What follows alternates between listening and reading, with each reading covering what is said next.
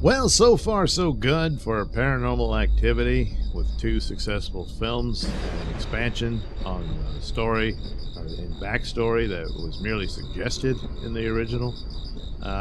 And so to expand upon that, the third one goes even further into the past of just what started all this with these girls. And I can understand the attempt, but I think they dropped the ball and went a little wrong here. The movie in and of itself was very popular, and it just left to itself is not that bad.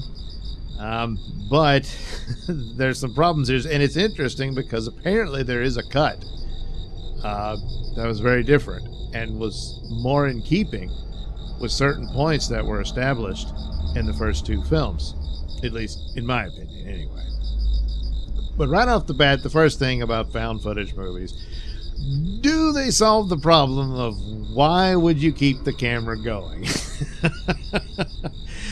Here, they have a solution, and I guess it's as good as it's going to get, where you have a guy, his vocation is being a videographer. He makes a living making videos of mostly weddings and whatnot for people. And this is in the 80s, so the technology that's available for the previous movie with the security camera setup, which is the best answer to this problem, is probably the best one of these as far as solving that problem for a found footage film. Whereas here, well, you don't, I mean, yeah, there's security cameras, but there wasn't so much in people's homes and whatnot. But here, with the guy, having an obsession with video, because that's what he does, it's credible. It makes sense. And then he's the one who begins to notice there's something odd going on. And, he thinks there's got to be a way to capture this. And there's certain signs early on. He notices this when he tries to make a homemade porno with his wife, who is the mother of these girls. And then there's an earthquake. Yes, they made the world shake. But I don't know. I guess this is sort of the way of announcing that this is things are afoot now. But there is a brief image where you see the invisible entity was in their bedroom when the dust falls from the ceiling after the earthquake, and he captures this on camera. And then, well, that starts the whole ball rolling. And but the problem is, how can he keep monitoring what's going on? And of course, immediately the conclusion: oh, is the house haunted? What, And so he comes up with, oh, well, you got the rotating fans, and I remember those. We still have them, but I remember that design of them, and had one myself as a kid. And so he butchers that thing and then makes it a rotating device and attaches the camera to it in order to view the living room and the kitchen back and forth as it goes.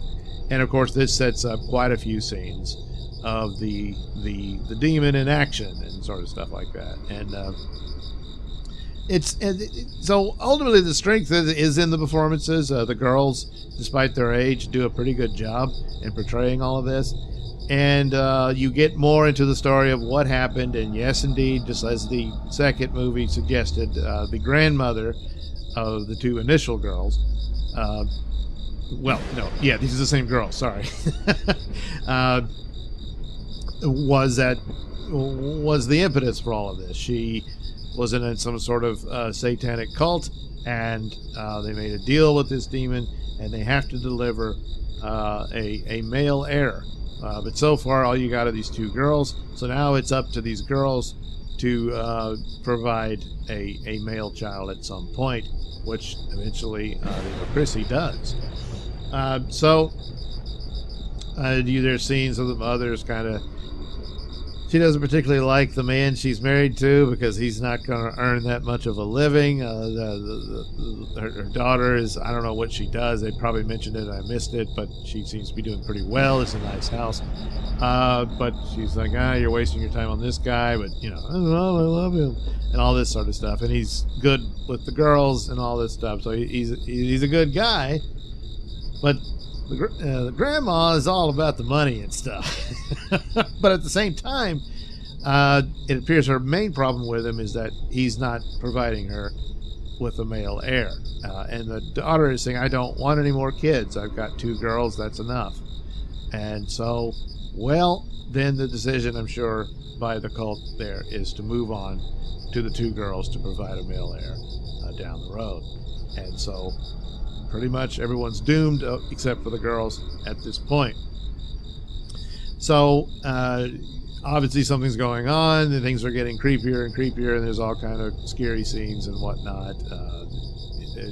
There's a babysitter. There's a funny scene there where she gets freaked out. She doesn't want to say anything, but it's all on tape. The guy and his partner, they watch it. The partner gets freaked out. He leaves. So they end up at Grandma's house, and everything falls apart, and the stepfather is ultimately murdered. It appears the mom is killed, perhaps, or perhaps not. She's certainly taken control of, and her body is thrown at him, and he's trying to save the girls, but ultimately the demon crushes him, breaks him in half. Pretty brutal. And then the girls are completely taken over by this, and then that's it. It goes blank. Now, it answers some things. Obviously, the grandmother was behind it all, in league with this demon, and the girls are taken over and possessed by it at this point. And then they don't remember all these details. You have to believe that. And later on, other movies have to, oh yeah, by the way, their memories get wiped. And that's that. But the problem is that the story established certain elements. One of the major ones was they didn't say the mother had died. Now here, I guess you could gather that she didn't, but she recovers, not quite understanding what happened to her husband.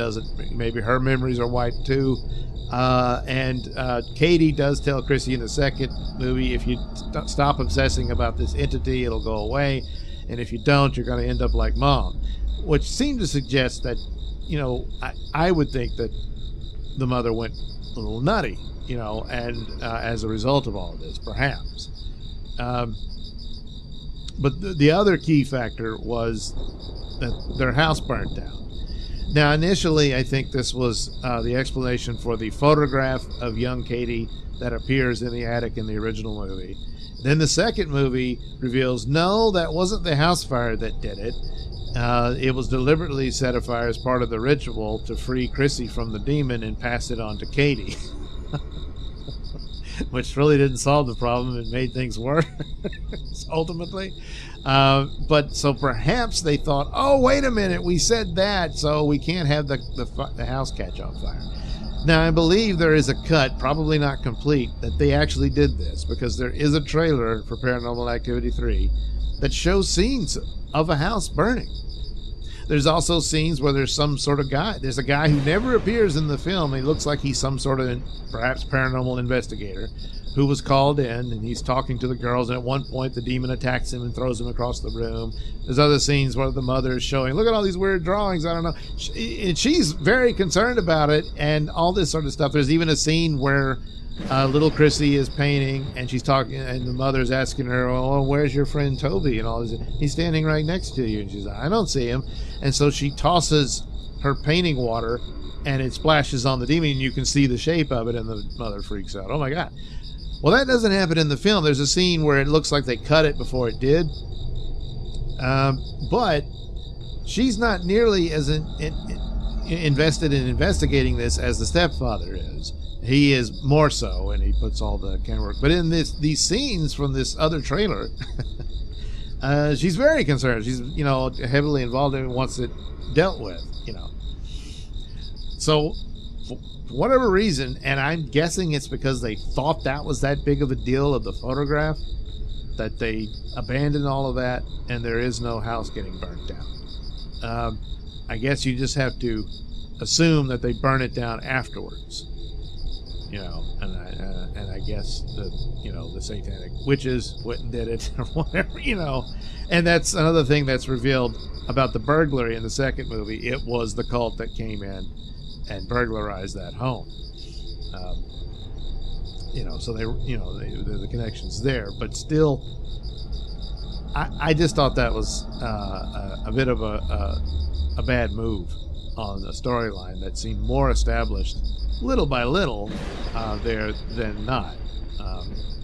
But the movie, as I said, in and of itself is not bad. It's pretty good. But the overall narrative, I think, falters there. And I guess it's just because of the photograph turned out was burned in the ritual and not in the house.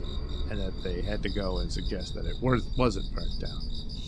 And then didn't really go into the mother at all. I mean, because a lot of this just, it's based on a few lines here and there, but they're pretty powerfully suggestive about what became of their mother and what happened to her.